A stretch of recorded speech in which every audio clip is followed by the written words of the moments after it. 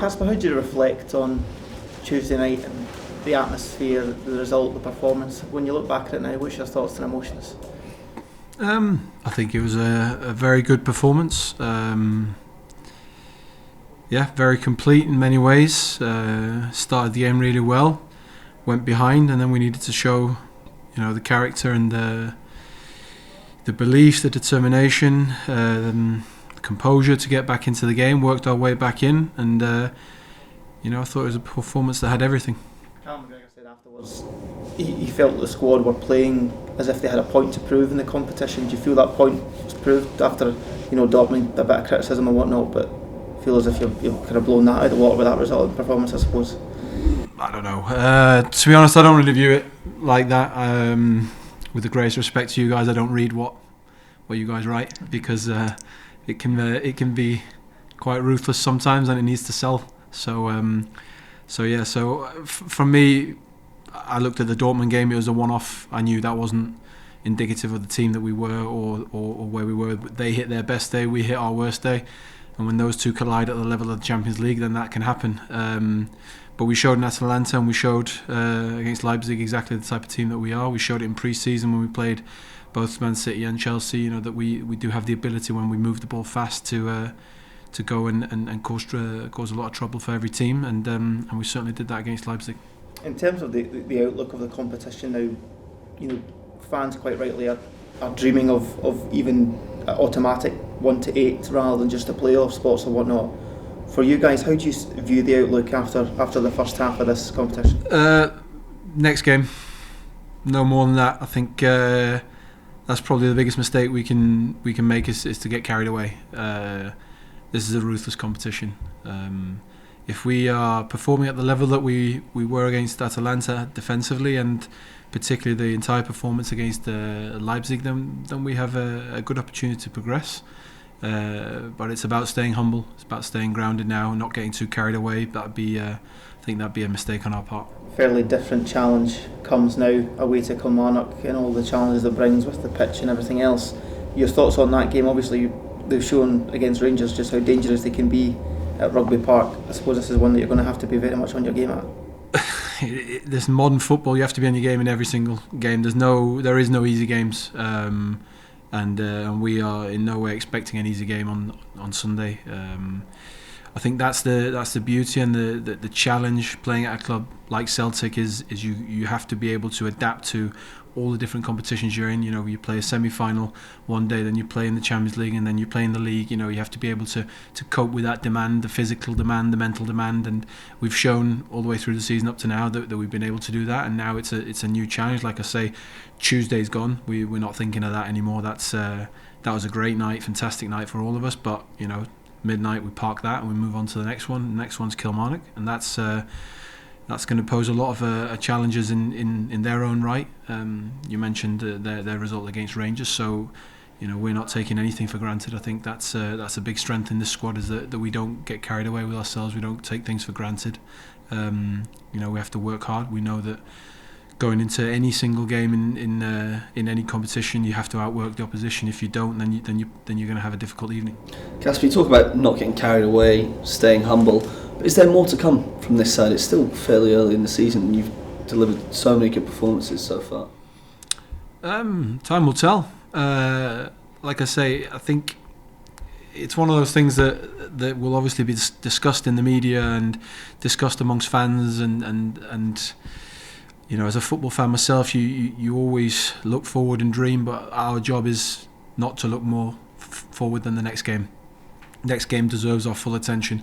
If we start thinking or dividing our attention to other areas, other aspects, then we're not paying the respect that we need to pay to the opponent that we're up against, and that we're not about to do that. So full focus on Kilmarnock, and then whatever happens in the future happens. You have to take each game as it comes.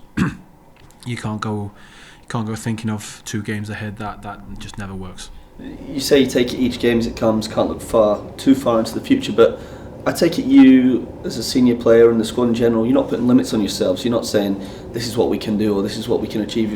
It can be anything this season.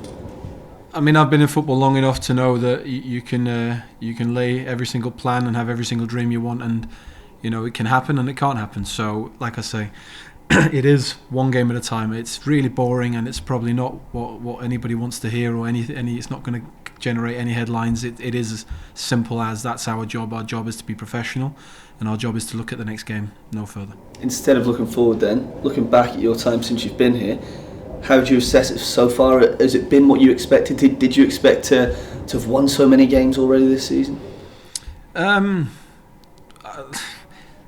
I'm not one to look back either in that sense. I mean, it is honestly modern football now. There are so many games. If you're not in the now, if you're not in the present, then you lose focus. You can't lose focus in this game. It's honestly, it's in my experience, the most important thing is to stay focused on the here and the now. It's been a really good start, but it's nothing. That's it. It's a start. It's not about how you start; it's how you finish. So every single step along the way deserves the attention, because that's what's ultimately going to make you achieve your goals. But you're happy with where you are at the moment then as a team? Yeah, I think we're in a good place. Squad's good. Playing well, playing good football. Just got to keep going.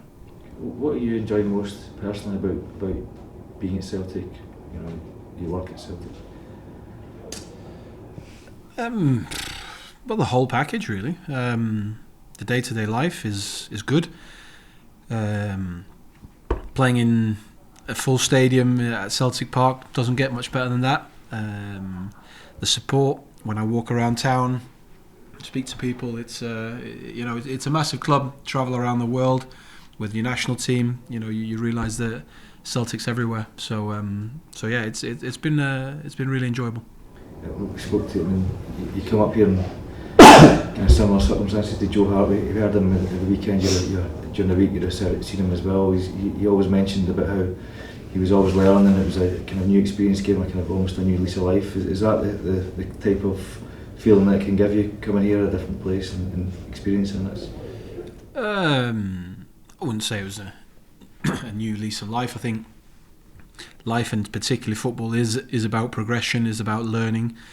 I think the second you do that, you stand still, and when you stand still, then I think in modern football, then you're done. So yeah, every day is a challenge. It poses new challenges. Like I said, this week we were in 3 different competitions in the last 7 days. They all pose each their own challenge, and that's that's great to be a part of. You talk about being in the moment. How do you make sure that is what you do all the time for yourself? I don't know. It's quite easy. Just do it. There's no kind of strategy to it. I think it's just experience of going through different types of leagues, different types of seasons where you're winning, different types of seasons when you're losing. You learn that you don't get too high, you don't get too low. You just move on, get on with the next one. We're in a period now till probably somewhere around March where we've got a game every 3-4 days. So, the best thing you can do is, like I say, you feel whatever you need to feel until midnight, and then you move on. A lot of talk of Kilmarnock's plastic pitch and the sort of AstroTurf. We hear from outfield players a lot about how it affects their game and the bounce of the ball and whatnot. For you as a keeper, is there any difference, any major differences you see in terms of that sort of plastic pitch? Plastic pitch is plastic pitch. We just have to take it as it comes. Should we'll be playing on a plastic pitch? That's a different discussion. We're not focused on that. That's not in our minds. I think particularly modern football now, the amount of different pitches around the world. You play the Euros and the pitches are terrible.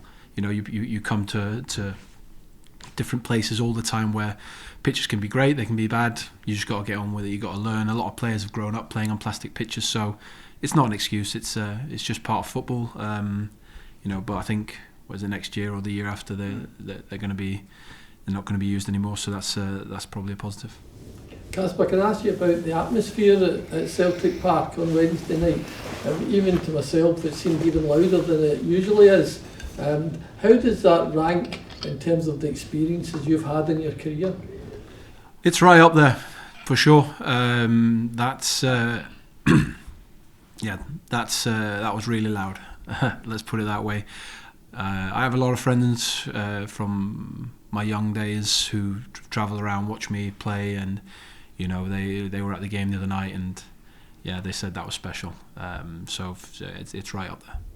when Rio scored the third goal, did you maybe reflect on that brilliant save you made 2 minutes earlier? No, definitely not. There's still a long way to go in the game. You know, if you lose focus on the now, I've said it before now, then you risk losing. You know, I've been in games.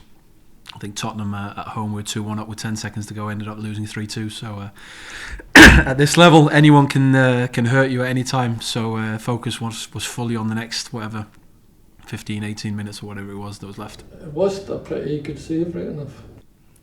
Yeah, but like that's what I'm there to do. That's my job. You know, sometimes they go in, sometimes they don't.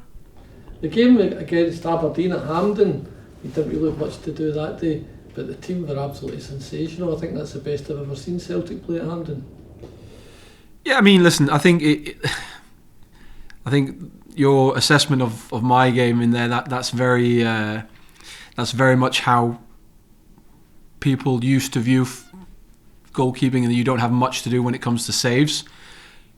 But that's not goalkeeping anymore. I mean, I have 2 saves against Leipzig, but I touched the ball probably 60 times. You know, so that's just not goalkeeping anymore. That's not part of it. It's a small part of it. Sorry, I mean, you have to be able to play with your feet all the time. You're always involved. I was involved a lot against Aberdeen, so the team played fantastic, and goalkeeping has moved on. We play a different game now than when I started playing this game. So it's enjoyable, and it's great to see the team playing the way we did, the fluidity that we had. We brought that into the game on Tuesday, and we've got to do exactly the same on Sunday.